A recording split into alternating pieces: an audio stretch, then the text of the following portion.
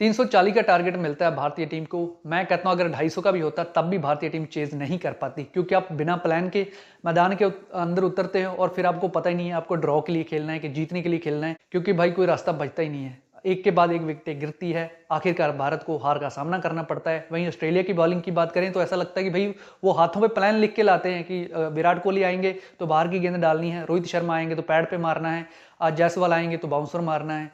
उनके लिए सब चीज़ें क्लियर रहती हैं, लेकिन हमारे लिए कोई भी चीज़ क्लियर नहीं रहती है। भाई ऑस्ट्रेलिया वर्सेस इंडिया चौथा टेस्ट मैच, पांचवा दिन, और भारत को हार का सामना करना पड़ा है इस मैच के अंदर। मेलबर्न के अंदर भारत को हार थमा दी गई है ऑस्ट्रेलिया की तरफ से।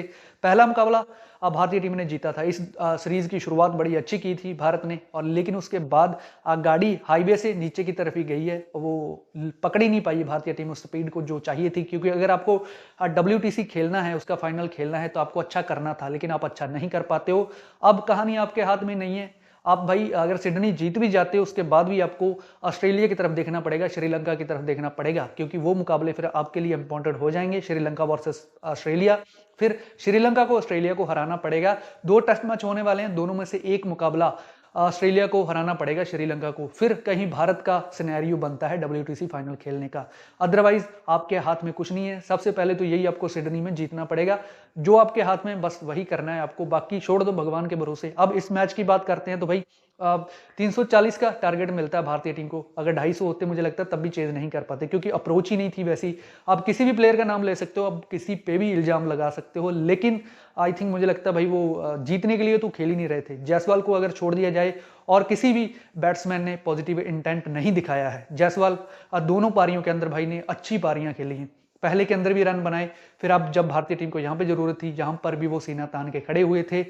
लेकिन वो हाँ डिसमिसल थोड़ा सा कंट्रोवर्शियल था।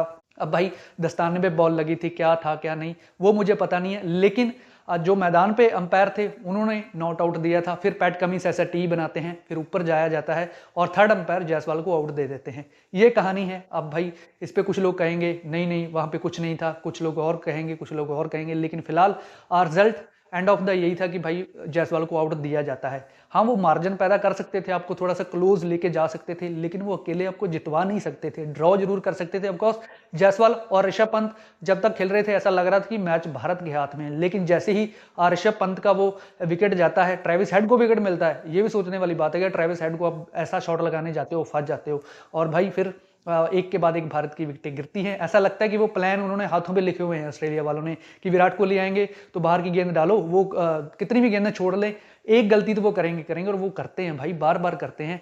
विराट कोहली को बाहर की गेंद परेशान करती है, ये सबको पता चल चुका है। जो भी आता है वो बाहर की गेंदें डालता है। विराट कोहली बहुत सारी गेंदें उन्होंने फर्स्ट इनिंग के अंदर भी छोड़ी थी, यहां पर भी छोड़ रहे थे, अच्छे टच के अंदर नजर भी आ रहे थे, लेकिन एक गलती, एक गेंद आती है मिचेल स्टार्क की, जिसकी तरफ आप ड्राइव लगाने के लिए जाते हो और वहां पे आप फंस जाते हो। तो भाई रिस्पॉन्सिबिलिटी किसी ने नहीं उठाई, ऐसा मैं कहूंगा। चाहे फिर वो रोहित शर्मा हो, KL राहुल के साथ आप ये नहीं कह सकते, क्योंकि भाई आपने उनको परमानेंट रखा ही नहीं ना। पहले वो ओपन कर रहे थे, अच्छा कर रहे थे, आपने उठा के उनको 3 नंबर पे डाल दिया। Shubman Gill second highest run उन्होंने बनाए हुए हैं टेस्ट के अंदर, उनको अपने ड्रॉप कर दिया, प्लेइंग 11 के अंदर जगह ही नहीं थी उनके लिए। तो भाई अब किसके सर पे ये इल्जाम लगाओगे आप? लेकिन कहानी बस यही है कि भारतीय टीम को हार का सामना करना पड़ा है मेलबर्न के अंदर। अब देखते हो ख्वाब भाई WTC फाइनल खेलने का, लेकिन परफॉर्मेंस उस लेवल की नहीं थी। बुरा लगता है नीतीश कुमार रेड्डी के लिए, बुरा लगता है जसप्रीत बुमराह के लिए, क्योंकि इन बंदों ने पूरा 110% दिया है अपना, उसके बावजूद भी ये उस टीम का हिस्सा है जो हारी है। फिलहाल कहानी मोटी मोटी यही है कि भाई भारतीय टीम को हार का सामना करना पड़ा है। अगर WTC का फाइनल भारतीय टीम को खेलना है तो भाई सिडनी आपको जीतना होगा, उसके बाद में आपके हाथ में कुछ नहीं है। फिर वो श्रीलंका और ऑस्ट्रेलिया के जो मैच होने वाले हैं वही डिसाइड करेंगे कि कौन खेलेगा WTC का फाइनल। अगर सिडनी में अगर आपको खुदा ना खास्ता हार का सामना करना पड़ता है तो फिर आपकी कहानी वहीं खत्म हो जाती है, फिर आप रेस से बाहर हो जाते हो। साउथ अफ्रीका ऑलरेडी पहुंच चुकी है, अब दूसरी टीम ऑस्ट्रेलिया हो सकती है, भारत हो सकती है। भाई ये वो श्रीलंका वाले मैच डिसाइड करेंगे। हो सकता है श्रीलंका भी आपको देखने को मिल सकती है अगर उन्होंने ऑस्ट्रेलिया को पकड़ लिया, क्योंकि श्रीलंका हाल फिलहाल में अच्छा कर रही है। अब फिलहाल मैं तो इतना ही कहूंगा भारत से तो अच्छा ही कर रही है टेस्ट के अंदर, लेकिन अभी भारत की परिस्थितियां उतनी ज़्यादा अच्छी नहीं है जितनी होनी चाहिए थी। ऑफकोर्स ये वो चेंजिंग वाला टाइम है, ये ट्रांसलेट वाला टाइम है, क्योंकि आपके सीनियर प्लेयर हैं टीम के अंदर जिनको अभी टाटा बाय बाय करना है टेस्ट क्रिकेट को, लेकिन वो कर नहीं रहे हैं।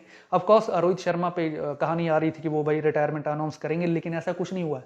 भाई साहब खेलना चाहते हैं और बहुत अच्छी बात है, आप खेलो, लेकिन टीम के लिए आपको अच्छा करना पड़ेगा। मुझे लगा था कि कुछ अच्छा करेंगे रोहित शर्मा, क्योंकि भाई होता है ऐसा, बहुत सारे खिलाड़ियों के साथ ऐसा होता है, ऐसा नहीं है किसी के साथ होता नहीं है।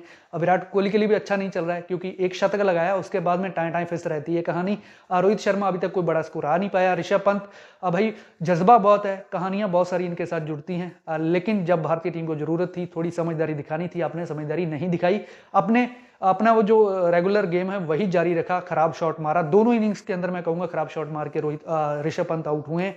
तो भाई आपको ट्रोल का सामना करना पड़ेगा। अब वही बात करें जसप्रीत बुमराह की, वर्ल्ड के नंबर 1 बॉलर हैं और सबसे पॉजिटिव इंटेंट उन्होंने दिखाया, और आने वाले दिनों के अंदर भारतीय टीम की कप्तानी करते हुए भी आपको नजर आ जाएंगे जसप्रीत बुमराह। और इनका वो करना पड़ेगा, आपको देखना पड़ेगा, क्योंकि आप इनको सिर्फ बड़े टूर्नामेंट खिलाओ, छोटे मोटे टूर्नामेंट के अंदर इनको लेके मत जाओ, क्योंकि बहुत ही बड़े दर्जे के खिलाड़ी हैं। और भाई मैंने इनकी वो वीडियो देखी, शायद आपने भी देखी होगी, जिसके अंदर भाई बोल रहे हैं कि अब और नहीं होता मेरे से, क्योंकि भाई आई थिंक एक ही दिन के अंदर भाई ने पता नहीं 9, 8, 10 स्पेल डाले थे। तो ये हर किसी खिलाड़ी के लिए मुश्किल होता है भाई, जोर लगा के गेंद डालना आसान काम नहीं है, ऊपर से आप एक के बाद एक स्पेल उनसे करवाए जा रहे हो। और आई थिंक मुझे लगता है भाई आपको इनकी रिप्लेसमेंट मिलने नहीं वाली, अब कहीं भी ढूंढ लो इनकी रिप्लेसमेंट नहीं मिलने वाली। ये नंबर 1 बॉलर हैं और ये नंबर 1 ही रहने वाले हैं। तो भाई जसप्रीत बुमराह इन्होंने अपना काम बड़े अच्छे से किया।